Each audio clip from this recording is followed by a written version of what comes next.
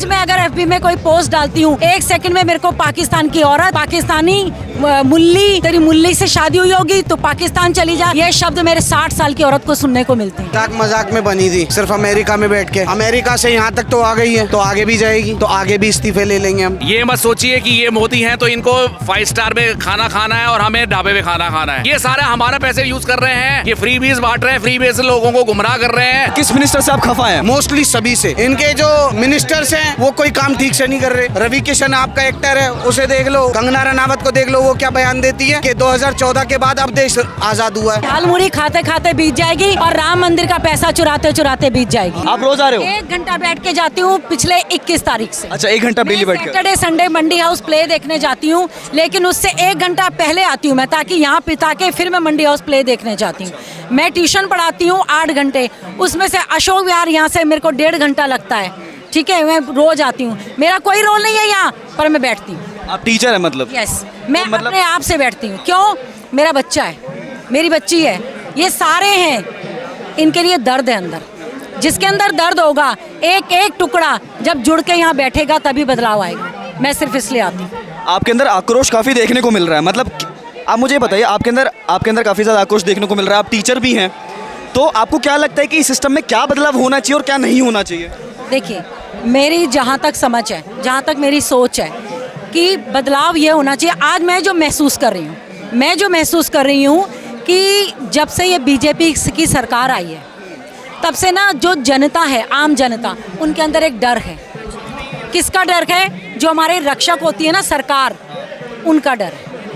क्यों? हमारे को फ्रीडम नहीं मिल रही है बोलने की। फ्रीडम ऑफ एक्सप्रेशन खत्म हो गया? खत्म हो चुका है, बिल्कुल। हर एक के मंदिर में डर है। आज मैं अगर FB में कोई पोस्ट डालती हूँ, 1 सेकंड में मेरे को पाकिस्तान की औरत, पाकिस्तानी मुल्ली, तेरी मुल्ली से शादी हुई होगी तो पाकिस्तान चली जा, ये शब्द मेरे 60 साल की औरत को सुनने को मिलते हैं।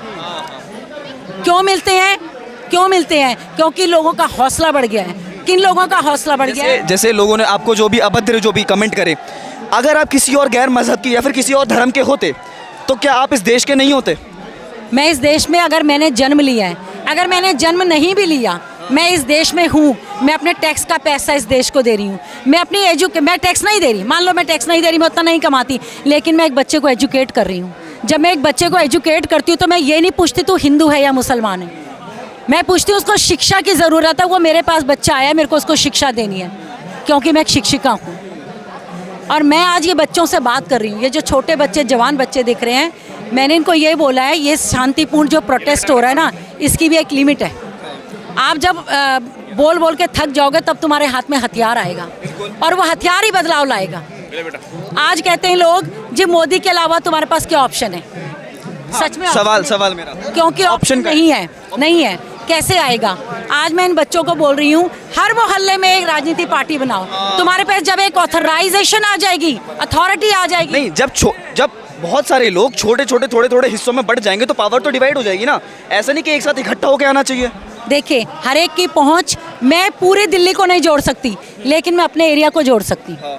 अपने एरिया को जोड़िए, आपके पास ऑप्शन होंगे। मेरी क्लास में अगर 15 बच्चे हैं, उसमें से 4 में अगर मॉनिटर चुनूं, और वही 50 बच्चे हैं तो उसमें से मैं 10 मॉनिटर के लिए खड़ा कर सकती हूँ। नहीं, अभी आपको ये देख के लगता है कि लोकतंत्र जिंदा है, डेमोक्रेसी जिंदा है? इसको देख के तो लगता होगा। मेरे लिए तो लोकतंत्र कब का मर चुका है। तो बिना लोकतंत्र के कैसे हो सकता है ये सब? फ्रीडम ऑफ एक्सप्रेशन तो है ना मैम। क्योंकि सुनी नहीं जा रही तो लोकतंत्र कहाँ रहा? हमें भीड़ इकट्ठी करने से लोकतंत्र नहीं होता। अभी हमारी अभिव्यक्ति की आज़ादी है, हम लड़ सकते हैं, अपने भाव प्रकट कर सकते हैं, हम बोल सकते हैं। अभिव्यक्ति की आज़ादी है, मैं तुमसे बोल रही हूँ, लेकिन यही मैं अगर सरकार के पास जाकर बोलूँगी तो मेरी अभिव्यक्ति की आज़ादी को छीन लिया जाता है। तब अभिव्यक्ति कहाँ आती है? अभिव्यक्ति, मैं 2 लोगों से बात कर रही हूँ, उसको अभिव्यक्ति नहीं बोलते। अभिव्यक्ति वो बोलती है जब सरकार तुम्हारी बात सुनती है, वो अभिव्यक्ति होती है। जब आपकी बातों से सरकार सुनकर बदलाव लाती है, वो अभिव्यक्ति होती है। मेरे एक्सप्रेशन देने से कुछ नहीं होगा। जब जो मैं चाह रही हूँ, जो एक जनता चाह रही है, उसमें बदलाव आएगा, तब कुछ होगा। तब आप कह सकते हैं मुझे फ्रीडम है इस देश में। तो अगर मैं आपसे एक सवाल को, जैसे मैंने अभी, हम लोग सारे सोशल मीडिया पे एक्टिव रहते हैं, तो सिर्फ एजुकेशन मिनिस्टर के इस्तीफा दे देने से क्या देश ठीक हो जाएगा? नहीं होगा। तो इसके बाद और भी मांगे हो सकती हैं? बहुत मांगे हो सकती हैं, शुरुआत तो करें। आप मुझे लिस्ट बताइए कौन कौन से मिनिस्टर का इस्तीफा देना चाहिए। आप डायरेक्टली बोल सकती है, फ्रीडम ऑफ एक्सप्रेशन है ना, बोलिए। ये बोलेंगे क्योंकि मेरे को राजनीति की समझ नहीं है। अच्छा, सिर्फ एक मिनिस्टर के इस्तीफे से तो कुछ ठीक नहीं होने वाला है। ये विपुल देखिए एडवोकेट हैं। देखिए हमें इक्वालिटी चाहिए। We are born equal. ये मत सोचिए कि ये मोदी हैं तो इनको 5 स्टार में खाना खाना है और हमें ढाबे में खाना खाना है। इनको 8200 करोड़ के प्लेन में उड़ना है, हमें साइकिल पे चलना है। इनको 10 लाख का सूट पहनना है, मैंने 10 रुपए की कमीज पहननी है। ये इक्वालिटी नहीं चाहिए, हमें इनइक्वालिटी नहीं चाहिए। We are all equal. ये भाई भी मेरे जैसा होना चाहिए, ये भाई भी मेरा जैसा होना चाहिए, आप भी मेरे जैसे होना चाहिए। ये सारा हमारा पैसे यूज़ कर रहे हैं, कोई आवाज़ नहीं उठा रहा इस बात को कि ये सरकार का कोई पैसा नहीं है। ये फ्री बीज बांट रहे हैं, फ्री बीज से लोगों को गुमराह कर रहे हैं, उनको एक अपने ऊपर वो कर रहे हैं, लेजी बना रहे हैं, जो देश की ग्रोथ को हैम्पर कर रहा है। ये हैम्परनेस देश के लोगों को कमज़ोर कर रहा है और देश को खोखला कर रहे हैं। ये बात नहीं समझ रहा। आप फ्रीबीज कह रहे हो, जो दिल्ली की बसों में महिलाओं के लिए टिकट फ्री करी गई, वो तो एक तरीके से लड़कियों को बाहर निकलने की आज़ादी थी ना, तो वो फ्रीबीज कैसे कहला सकते हैं? वो फ्रीबीज, कई फ्रीबीज अच्छी भी है, जैसे राइट टू एजुकेशन है, बच्चों को खाना दिया जाता है, mid day meal. It also good sign कि उससे बच्चे ज्वाइन करें। वो फ्रीबीज मैं नहीं इंक्लूड करूंगा, पर फ्रीबीज में आप जो राशन बांट रहे हैं 80 करोड़ को, अब और वही आप क्लेम करते हैं हमने 17 करोड़ जॉब दे दी और 25 करोड़ लोग पॉवर्टी से बाहर आ गए 10 साल में। वो डाटा, ये एनालॉजी क्यों है फिर? एनालॉजी का क्यों आ रही है आपके डाटा में? सही बात है। बेंजामिन डिसरेली ने बोला है, lies, statistics and pure lies. मतलब आप स्टैटिस्टिक्स को अपने हिसाब से चेंज कर लेते हैं। That is the data they are providing you all. जब तक ये चीज़ें नहीं उठेंगी समाज पीछे रहेगा। हिंदू मुस्लिम करते रहिए। जापान क्या किस चीज़ में आगे बढ़ रहा है? चाइना 1949 में आज़ाद हुआ, हमारा देश 1947 में आज़ाद हुआ। चाइना आज हमसे कम से कम 10 गुना आगे है।